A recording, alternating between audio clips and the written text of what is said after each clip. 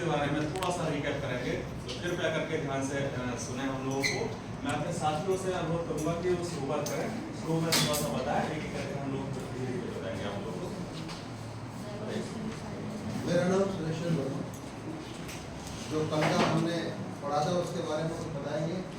सबसे पहले हम रूम में आए, प्रार्थना हुई, उसके बाद जो हमें परसों पढ़ाया गया था उसका रिकैप हुआ।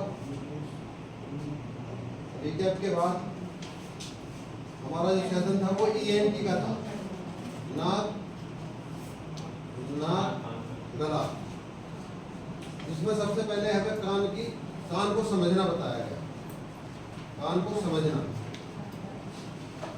कान का जो संरचना होती है वो 3 भागों में बनी हुई होती है, बाहरी कान, मध्य कान और भीतरी कान।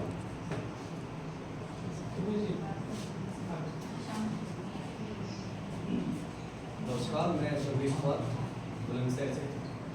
जैसा कि रिकैप की बात आई है, तो कल जो 11 तारीख में हम लोगों को पढ़ाया गया था, तो कुछ जनपद के साथ में पढ़ाया गया। उसके बाद ओरल केयर के विषय में स्टेप पढ़ाए गए। उसके बाद जो ENT के विषय में सारी बातें बताई गई, कैसे जांच करनी है, कान नाक गले की, कैसे उनका उपचार करना है, आसान को क्या करना है, और बाकी हमारे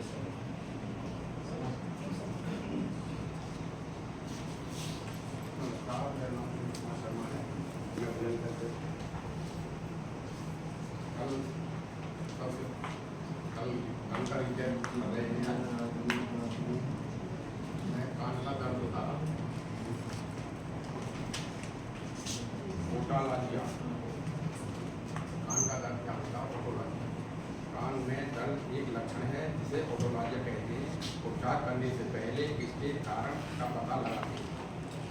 उपचार करने से पहले कान में जो भी दर्द होगा उसका पता लगाते हैं, ये दर्द किस प्रकार से होगा, क्यों होगा, पता लगाना अति आवश्यक है। अधिकांश है बचपन में होता है और वयस्कों में भी हो जाता है। दर्द के कारण, दर्द का कारण कान के भीतर ही मौजूद है, जैसे कि बाहरी ओटोसिस मीडिया, मस्टोडाइटिस प्रभावित बैक्स आदि। संदर्भित ओटोलॉजिया कान कई नसों से बना होता है, अर्थात नसों के नंबर 5, 7, 9 और इन नसों की किसी भी शाखा के किसी भी असामान्य जो तेजनाशिक कान में दर्द होता है, जैसे दांत में समस्या, जबड़े में दर्द आदि। और कल जो हमारे जो कोर्स टीम के द्वारा जो विभिन्न तरह के जो ओरल केयर से संबंधित जो स्टेप्स थे उनको ब्रीफ में बताया गया था, और जिसमें प्रॉपर ब्रूसिंग ऑफ टीथ के बारे में, और health promotion point of prevention of tooth decay and gum disease, oral health examination, care of patient in pain and oral cavity, इसके संबंध में बहुत अच्छी जानकारी और स्टेप्स को काफ़ी अच्छी तरह से डॉक्टर प्रीत जी के संदर्भ में उनके साथ में उस तरह से पढ़ाया गया था। और फिलहाल जो उन्होंने ENT से संबंधित जो उनकी संरचना वगैरह के बारे में पूरी जानकारी दी थी। और बाकी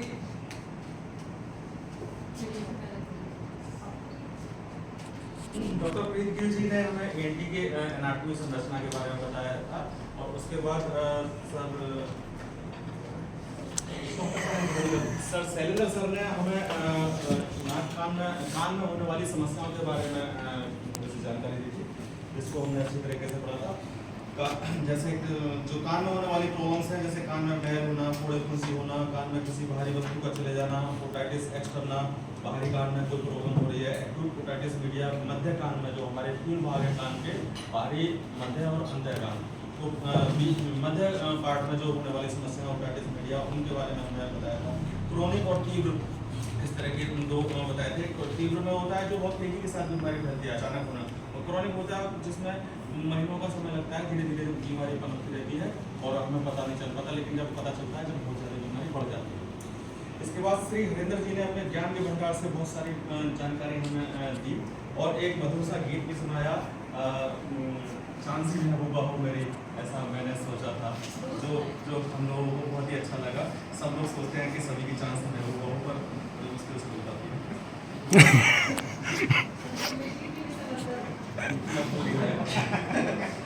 तो इसके बीच दीपक पंत सर जी हमारे पास ट्रेनिंग हॉल में आए और उन्होंने सबसे पहले इंट्रोडक्शन लिया सभी लोगों का और अपनी कुछ जानकारी हमने शेयर की हमारे साथ। उसके पश्चात हम लोग सभी ट्रेनर्स को नाक कान गले से संबंधित टॉपिक डिस्ट्रीब्यूट कर दिए गए। हम लोगों ने 6 ग्रुप बनाए गए जिसमें कि 5-5 लोगों का एक ग्रुप था और हर ग्रुप को एक अलग अलग टॉपिक दे दिया गया। इसमें 2-2 बीमारियों के बारे में हमें बात करनी थी, उनको तैयार करके हम कोर्स को डिस्कस करना था। आफ्टर दैट हम लंच करने चले गए, बहुत ही स्वादिष्ट खाना खाया हमने बताया। उसके बाद हम वापस आए तो जैसा कि पूर्व निर्धारित था हमने ग्रुप 1 से शुरुआत करते हुए उस समस्या कान से संबंधित समस्याओं का गले से संबंधित नाक कान गले से संबंधित समस्याओं के बारे में जो टॉपिक हमें दिए गए थे उनको हमने डिस्कशन किया। जैसे एपिस्टैटिक्स टॉपिक का ग्रुप 1 में डिस्कस किया था, बहुत अच्छा समझाया गया था। उसमें एपिस्टैटिक्स नाक से अचानक किसी भी तरह से उसमें कभी चोट लगने की वजह से हो सकता है या किसी इन्फेक्शन की वजह से भी हो सकता है या किसी को हाई ब्लड प्रेशर होता है उसकी वजह से भी हो सकता है। तो ये सब चीज़ें हमें डिटेल में समझाएगी। तो टेल्जिया कान का दर्द, कान के दर्द किस किस कारण से हो सकते हैं, कभी कान में खून से निकल रही है, कान में इन्फेक्शन है या कान में कोई भारी चीज चली गई है इसकी वजह से कान में दर्द हो सकता है। उसका मैनेजमेंट वगैरह सब हमको बताया गया। एक्यूट टॉन्सिलाइटिस और एक्यूट एपिग्लोटाइटिस ये मेरे ही ग्रुप के टॉपिक थे। हम लोगों ने इसको काफ़ी अच्छे से डिस्कशन किया, उम्मीद है कि आप लोगों को समझ में भी आएगा। ओटाइटिस मीडिया मध्य कान में होने वाले संक्रमण और वर्टाइगो ये अच्छे टॉपिक थे। दोषपूर्ण सुनवाई श्रवण हानि, मतलब हमको सुनने में दिक्कत आ रही है या किसी को हियरिंग लॉस है, इसके बारे में भी बहुत अच्छे से डिस्कशन किया गया था। कान में बाहरी वस्तु का डलना या गिर जाना नाक कान दोनों में ही किसी एक्सटर्नल बॉडी का, जैसे कि विदेशी शरीर उसमें लिखा गया था, लेकिन बाहर से कोई भी कोई चला जाता है, कीड़ा चला जाता है कोई, उसको हम बाहरी वस्तु बोलते हैं। फिर इन सब के लक्षण के बारे में, इससे होने वाली परेशानियों के बारे में और इनका समाधान कैसे किया जा रहा है, इन सब के बारे में हमने डिस्कस किया था। कुछ इमरजेंसीज भी डिस्कस की थी, जैसे कि एक चोकिंग बहुत अच्छा टॉपिक था। चोकिंग कभी कभी किसी को भी घर में छोटे बच्चों को मुंह होता है छोटी कोई भी चीज़ डाल लेते हैं। जैसे एक हमारे साथी ने बताया था, एक छोटे बच्चे ने बांसुरी छोटी सी निकल ली थी, तो वो एक इमरजेंसी सिचुएशन हो जाती है। तो उस चोकिंग का मैनेजमेंट क्या था, किन किन कारणों से हो सकती है, मैनेजमेंट क्या था और हमें क्या क्या करना चाहिए, क्या क्या कदम उठाने चाहिए, ये सब हमने डिस्कशन किया। बीच में एक चाय भी हुई थी बहुत अच्छी सी, मजा आ गया था चाय पी के। और उसके बाद हमारा कल का सेशन समाप्त हुआ था और उसके बाद हम अगले दिन की तैयारी के लिए फिर से चलते हैं। हाँ सॉरी, कोई बात नहीं सर, कोई बात नहीं नहीं, आई अप्लाइज माफी चाहूंगा कि डॉक्टर सुश्री पूनम जी के बारे में मैं नहीं बोल पाया। उन्होंने हमको ENT से जो मैनेजमेंट हेल्थ केयर मैनेजमेंट है उसके बारे में हमें बहुत अच्छी जानकारियाँ दी और हमें बताया कुछ चीज़ें जो हमको नहीं भी पता होती हैं वो बताया गया। समाज में क्या क्या हमें मैसेज कन्वे करने चाहिए और समाज में क्या क्या गलत फहमियाँ हैं उनको हमें दूर करना चाहिए। बहुत सारी आप लोग देखेंगे, बहुत सारी गलत फहमियाँ समाज में आज भी हैं और रहती चली आती हैं और चल रही हैं, तो उनको दूर करने की हमें कोशिश करनी चाहिए। ये सब हमें पूनम जी ने बताया। थैंक यू पूनम जी। तो यही था कल का रिकैप, उम्मीद है आप लोगों को पसंद आया होगा। Thank you. यहाँ की जितनी ट्रेनिंग करी हूँ फर्स्ट टाइम देखा है कि व्हाइट रसगुल्ला बनाया है। अच्छा, स्पेशली मतलब इस बैच के लिए आया है, तो वो हम रिकैप का हिस्सा ले सकते हैं। कुछ स्पेशल है ना, बाकी जो सर ने मेरा पार्ट छोड़ दिया उसे मैंने मान लिया। माफी चाहते हैं हम, आगे से अभी शुरू में जब शुरुआत थोड़ी सी हिचकिचाहट थी कुछ लोगों है ना, लेकिन बाद में दोनों डॉक्टर साहब ने उसको पूरी तरह से कवर कर लिया और अच्छी तरह समझाया। उससे पहले भी जैसे डॉक्टर साहब वीडियो बना रहे थे तो उसी से समझ में आ गया था कि टॉपिक में तो कुछ छूटने वाला नहीं है, और क्योंकि तैयारी बिल्कुल सही थी और उसी तरीके से जैसे वीडियो चल रहा था आगे भी डॉक्टर साहब आपने पार्ट ज़्यादा नहीं निभाया, इसी वजह से मुझे लगा कि आप पहले ही अपनी बात पूरी कह चुके थे। तो डॉक्टर साहब ने कोई ऐसी चीज़ नहीं छोड़ी, ये कोई उनकी बात जो खुद कहनी है आपने दिया था। हाँ, लेकिन कोई बात नहीं, कुछ चीज़ें छूट भी जाती हैं, लेकिन ओवरऑल यही है कि जो हम आखिर में जो आ रहा है कि जो भी सब किसी से भी छूट गया उसको वो कवर करनी होती है, और डॉक्टर साहब ने बहुत अच्छी तरह से उसको कवर कर दिया।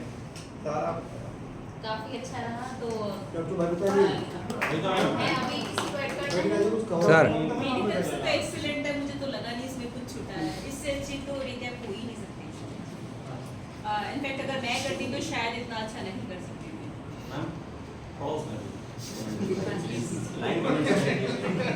नहीं कमेंट बहुत ज्यादा जो जरूरी है। फीडबैक होता है दो तरह का होता है, पॉजिटिव और नेगेटिव। तो मैं पॉजिटिव भी दूंगी और थोड़ा बहुत नेगेटिव भी दूंगी। नेगेटिव हमें जरूर नेगेटिव पॉजिटिव में ये कि कोऑर्डिनेशन अच्छा था और सारी चीज़ें कंप्लीट हुई हैं, कोई भी चीज़ छूटी नहीं है। नेगेटिव में बस ये था कि कुछ पार्टिसिपेंट्स की आवाज़ एक तो थोड़ी धीरे थी, और दूसरी चीज़ जो रिकैप हुआ था उसमें जो टॉपिक था दो बार रिपीट हुआ था वो वाला टॉपिक। वो कवर करने के लिए हुआ था बट हुआ था रिपीट। वो आवाज़ के लिए तो मैं भी कहूँगा कि हमारे ग्रुप में काफ़ी सारे लोग आवाज़ मतलब थोड़ी सी हेजिटेशन होती है लोगों का, ना हर कोई मेरी तरह बेशरम नहीं होता। तो थोड़ी सी हेजिटेशन होती है। कुछ लोग मतलब स्टेज पे आते ही काफ़ी लोग फील करते हुए कि हाथ पैर कांपने लग जाते हैं, नर्वसनेस हो जाती है। तो वो एक ह्यूमन टेंडेंसी है। तो फिर भी लोग कोशिश कर रहे हैं, बहुत अच्छी कोशिश कर रहे हैं। और अभी बाद में आप क्या कर रहे हैं, अभी मैं इनकी प्रतिक्रिया ले रहा हूँ। फीडबैक पे फीडबैक कभी नहीं होता। फीडबैक का फीडबैक नहीं होता। और कोई सरांश? हाँ बोलो रेड्डी साहब। सर हमारा कोऑर्डिनेशन काफ़ी अच्छा था, लेकिन देखी गई कि टीम जो है अगर एक जुट है तो उसका सब निचोड़ एक में दे दिया। अगर वहाँ पे कुछ लॉस भी रह गया उसको पूरा कर लिया। लीडरशिप अच्छी थी। यस। और सर आप बताइए। पुष्पेंद्र जी, ओवरऑल बढ़िया रहा, बहुत बढ़िया था। और खुद टीम के सभी मेंबर भी वॉच कर रहे थे, और जो छूट गया उसको इन्होंने इशारा कर दिया, वो भी कंप्लीट हो गया दोबारा से। बहुत बढ़िया रहा। Thank you. पीछे से कोई सरांश बस नहीं? इनका सभी चीज़ का बंटवारा जो मतलब इसका रिकैप का जो बांट रखा था ना, शेड्यूल जो बांट रखा था वो बिल्कुल सही बात रखा था। जहाँ तक आवाज़ की बात है तो वो सबकी अलग अलग होती है। जैसे कि अभी सर कह रहे थे कि कुछ स्टेज पर जाने के बाद में अलग तरह की आवाज़ मतलब होती है, किसी को हेजिटेशन फील होती है, किसी को नहीं भी होती है। तो ये सारी चीज़ें अलग अलग है। बाकी सारी चीज़ें कवर करिए बहुत अच्छी तरह से। Thank you so much. Thank you so much team Bulandshahr. Thank you. तो 100 में से 90।